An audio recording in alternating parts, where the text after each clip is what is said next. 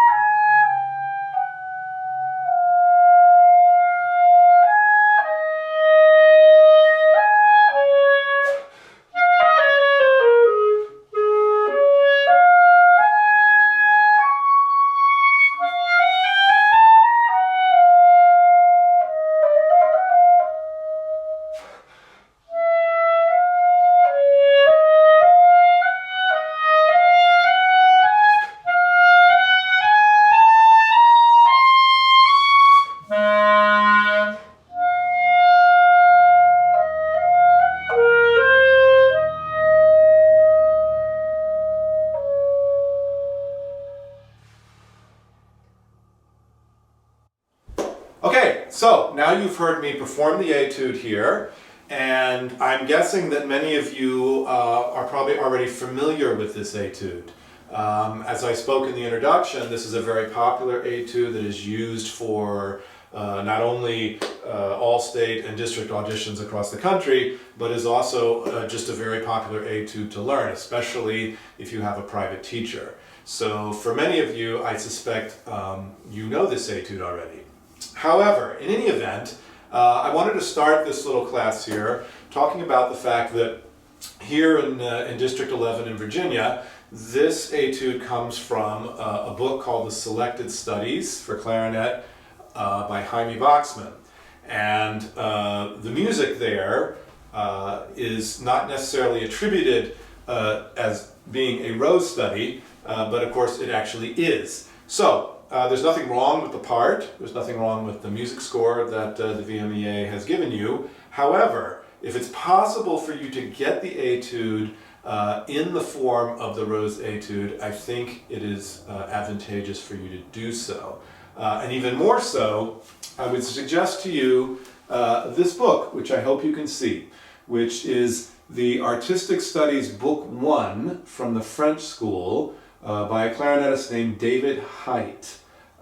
This is an especially good volume to have because David Height has gone in and written a lot of annotations in the music, lots of crescendos, lots of descriptive terms, lots of dynamics, diminuendos, etc., etc. So this version, this Artistic Studies book, which you can still get, it's still being published, has information on it. For instance, here, which is the etude you're playing, in it, has information in it that is not necessarily in the one that the VMEA has given you out of the Voxman Selected Studies. So, first thing I suggest is, if you can get a hold of this book, that you get this version of the etude. It's found on page, let's see here. I was just looking at it. Yes, here it is. Okay, so if you turn to the book, it is found on page 68 of the book. Okay, so it's study number 23, 3 flats, and it's found on page 68. So if you can get this version here, I suggest you get it, okay? It's going to help you because it just gives you more information when you're playing, okay? All right, so suggestion number 1 when playing this etude is going to be a funny one. And that is that when you go to the audition, when you're in the warm-up room getting ready to audition on this piece, that you have this with you. Now what is this? Well, this is what we call woodwind drying paper. It's also called cigarette paper, right? What do we do with this paper? Well, when water sort of congeals in the pads of the instrument, especially on the side of the clarinet, which is why I'm mentioning this to you, you put the pad paper into the key and it absorbs moisture. Now, why would I start a class on this etude by telling you to bring some of this paper with you to the audition? Well, it's actually quite simple. This etude is in 3 flats. B flat, E flat, and A flat, right? Our E flat, side E flat being over here, our A flat being over here, right? If you're in the warm-up room and you're playing a lot before you go into audition, which is what many, many, many students do, then the chances of this side E flat or this A flat key here being full of water, what we call water, which is actually saliva, is great. And so when you go to play the first movement, or first measure rather, of this piece, the first E flat is not going to speak well because it's full of water. Trust me, this may seem, like I said again, like an odd thing to start a class with, but you will save yourself a world of trouble in this etude if you make sure that your side B flat, E flat key here, and your A flat key here, as well as your side A flat, C sharp key here, are free of water when you go to play this etude.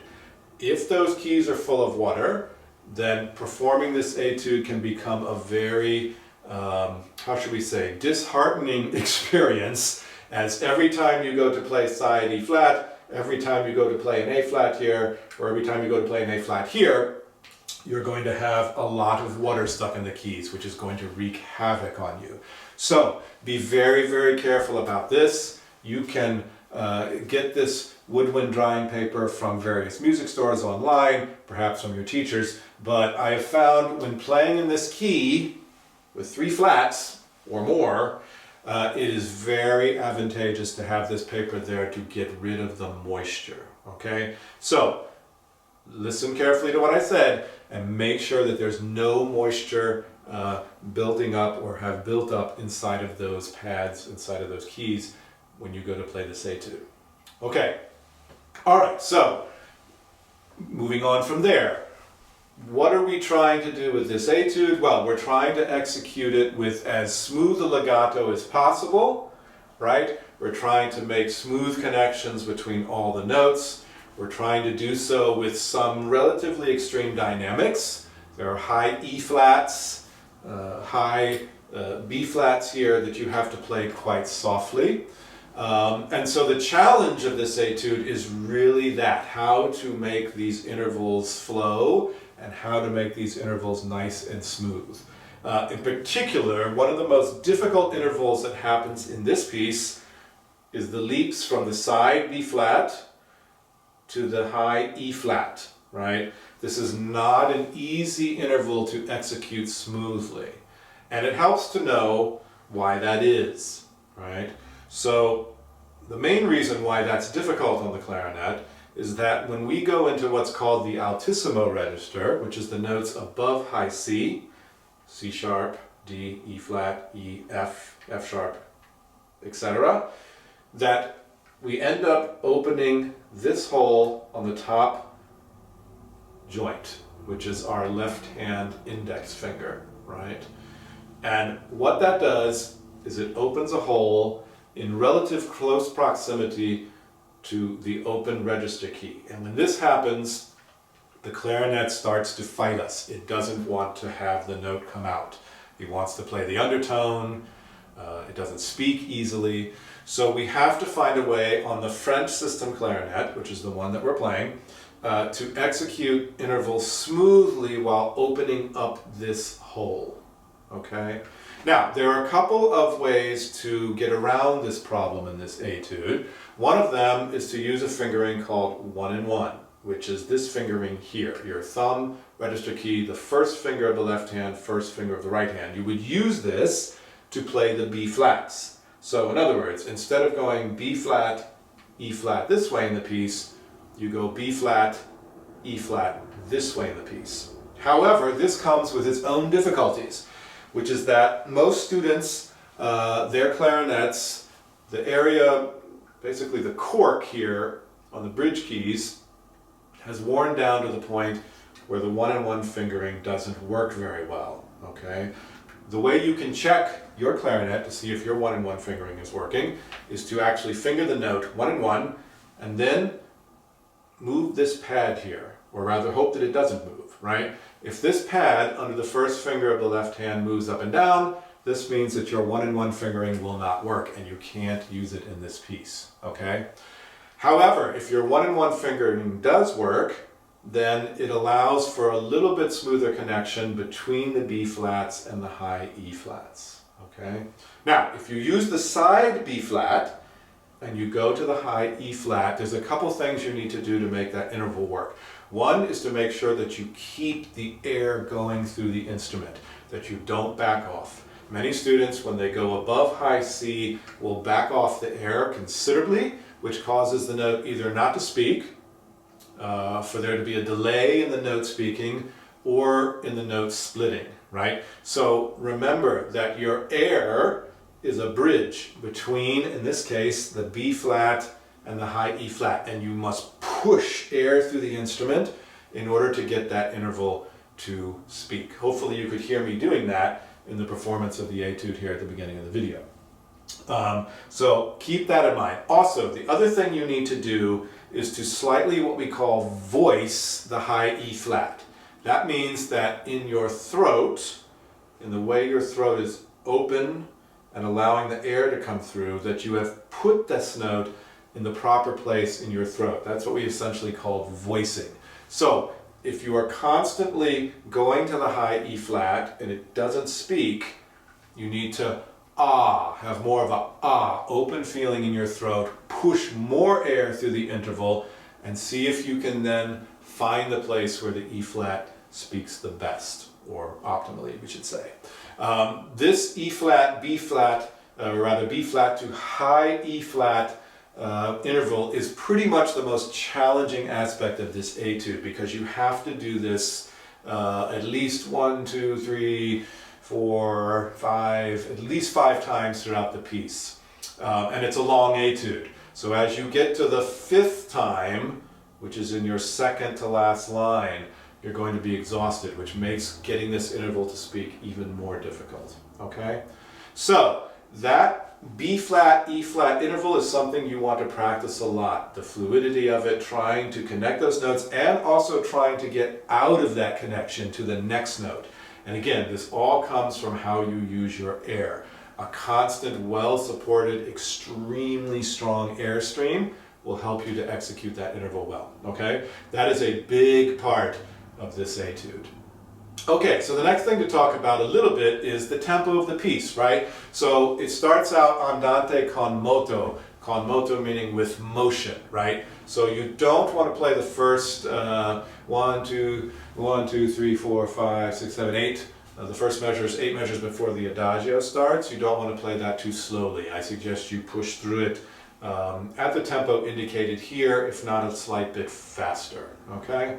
Then we come to the adagio, of which we remain basically in the same tempo the rest of the piece. Now this piece is very expressive, right? This is really a study in not only sort of the smoothness of the intervals and the singing quality of these intervals, but it's also a study in a little bit of rubato. In other words, taking time here and there so that this etude sounds almost, I would say, operatic, as if you're an opera singer. Right? So if you noticed in the performance that I did, I tried to adhere to the pulse as closely as I could, but there were some moments where I might hold the note a little bit longer, might hold the note a little bit shorter, in order to create this sort of vocal quality to the line. So if you're able to do that in this piece, that's going to be another plus, yes? This is written in sort of a romantic style of music. In other words, fair amount of rubato, singing through the instrument, really making sort of drama in the instrument, or drama in the sound rather of the clarinet, which the clarinet does so well. I think it does it better than pretty much any instrument. So the fact that you're playing the clarinet is going to help you a great deal in this, yeah? All right, so flexible rubato, a little bit of rubato rather, don't go overboard with too much. You don't want the judges listening to you to think that your rhythm is poor, right? So sometimes there's a fine line between expressive playing with rubato and playing with inaccurate rhythm. So you want to make sure that you don't overdo the rubato to the point where it indicates that your rhythm might not be as good as it should be. Okay, and then a final thing to think about in this etude are obviously the dynamic changes, right? There are many dynamic changes throughout the piece. There are some very dramatic fortes where you can use a lot of air and play out a lot. And then there are a lot of moments that are marked pianissimo or piano, where you want to play softly, right? Perhaps that's obvious to most of you, but the more you can exaggerate these dynamics in an audition setting, the better your score is going to be, okay? So these are the helpful hints that I can give you on this etude.